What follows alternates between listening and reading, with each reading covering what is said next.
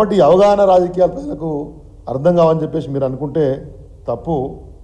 ఒకటి ఇంకోటి ఏంటంటే ఈ రకమైన మాటలు మాట్లాడి మీకు ఇచ్చిన పదవుల స్థాయిని జగదారుస్తున్నారు. ఎట్లాగో మనకు వ్యవహారం రాదని తెలుసు అందరికీ. ఏదైనా ఒక అంశం మీద కేటీఆర్తో ఏం పోలికే నాకు అర్థం కాదు. నీకు ఏదైనా ఒక అంశం మీద ఒక్క 4 మాటలు నీకొచ్చిన భాషను మాట్లాడతావా? పోనీ అసలు నీకు ఏ మంత్రి పదవి ఇచ్చిండ్రు? ఆ మంత్రి పదవికి సంబంధించి నీ బాధ్యతలు ఏమని చెప్పగలుగుతావా రాష్ట్ర ప్రజలకు?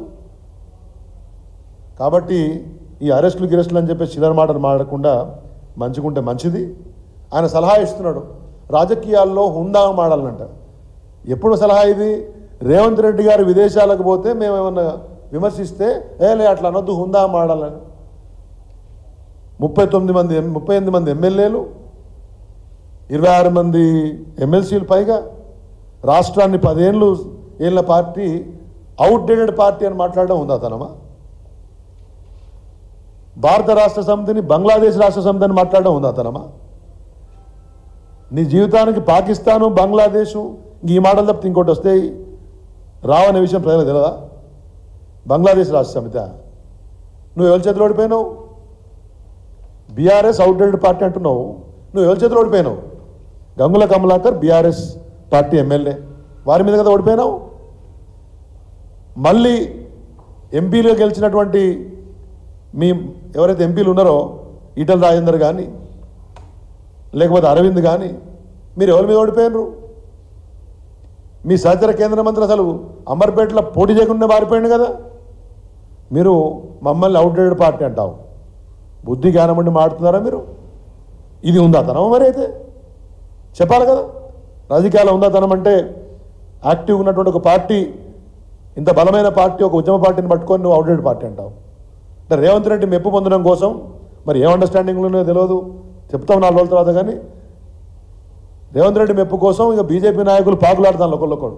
మన అసెంబ్లీలో కూడా చూసినాం, ముఖ్యమంత్రి గారు మా మహిళా సభ్యులని అవమానించడం మాడితే వాళ్ళ ఎమ్మెల్యేలు ముఖ్యమంత్రిని సమర్థిస్తారు. బయటకు వచ్చి కేంద్ర మంత్రి రేవంత్ రెడ్డిని ఏమవుతాను అంటాడు. ఇదేం రాజకీయం అండి? నాకు అర్థం కావట్లే. ఇట్లా మాట్లాడితేనే చిల్లర మాటలు మాట్లాడితే ఆడ 400 వస్తాయంటే ఉన్న 200 300లలో 63 వీకి నితీష్ నారా డెవలప్మెంట్ ఏమంటారు ఎన్డీఏ నేషనల్ డెమోక్రటిక్ అలయన్స్ పోయి నితీష్ నారా డిపెండెంట్ అలయన్స్ అయింది. తెలంగాణలో బీజేపీ కాంగ్రెస్ ఎట్లయిందంటే రేవంత్ రెడ్డి డిపెండెంట్ అలయన్స్ అయింది. వీడికి రావాలి, రేవంత్ రెడ్డిని పోడాలి. మరి ఏం ప్రయోజనం కోసం పోగొట్టుతున్నారో రాష్ట్ర ప్రజలు రేపు పొద్దున అర్థం చేసుకుంటారు. ఇటువంటి అవగాహన లేని వ్యక్తుల యొక్క మాటలు రాష్ట్రం ఏ రకంగా స్వీకరించాలో మరి ప్రజలు తెలుసుకోవాలని చెప్పేసి కూడా నేను మీకు చెప్తా ఉన్నాను. ఇంకో మాట చెప్తా ఉన్నారు, బీఆర్ఎస్ అవుట్డేటెడ్ పార్టీ, అది బంగ్లాదేశ్ రాష్ట్ర సమితి. రేపు స్థానిక సంస్థల ఎన్నికలలో మాకు కాంగ్రెస్కే పోటీ ఉంటుందని మాడుతున్నాను.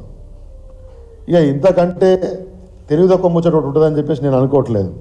ఎందుకంత ప్రేమ నాకు అర్థం కావట్లేదు. కానీ ఒక్క విషయం నేను అడగదలుచుకున్నా, నీవు ఓడిపోయింది, నీ సహచర ఎంపీలు ఓడిపోయింది, నీ కేంద్ర మంత్రి అంబర్పేటలో పారిపోయి వేటోలను పెట్టి ఓడించింది బీఆర్ఎస్ పార్టీ మీద.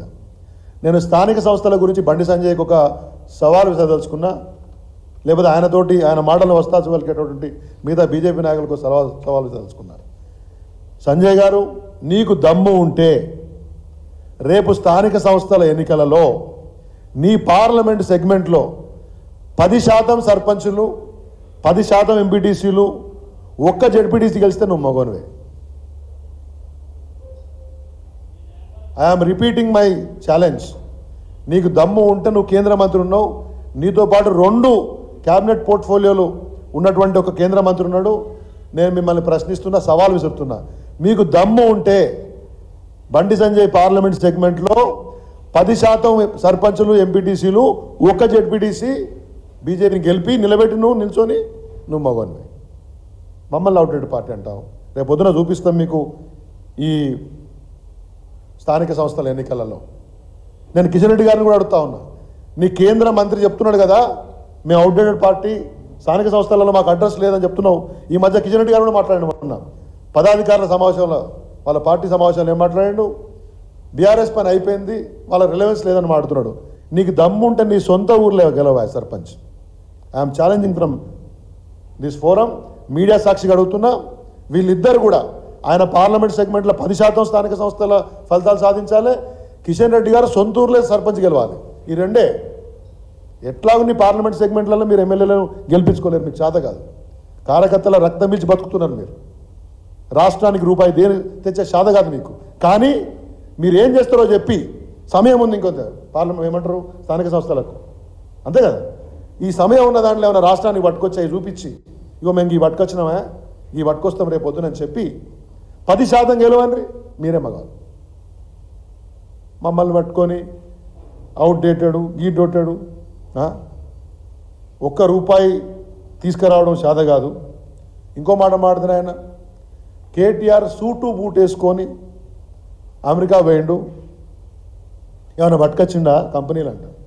నేను అడుగుతున్నా, ఇప్పుడు మనం ఒక రాజ్యం పోయినామండి, సూటు బూట్ వేసుకొని పోతే బరివాదలు పోతారా? ఏమన్నా కొద్దిగానైనా బుర్రలో షటాక్ ఉండాలి కదా. ఏడికి పోతే ఆ పద్ధతిలో ఉండాలి. ఓ 4 కంపెనీలు తీసుకురావాలి, ఓ CEO దగ్గరికి పోతాం.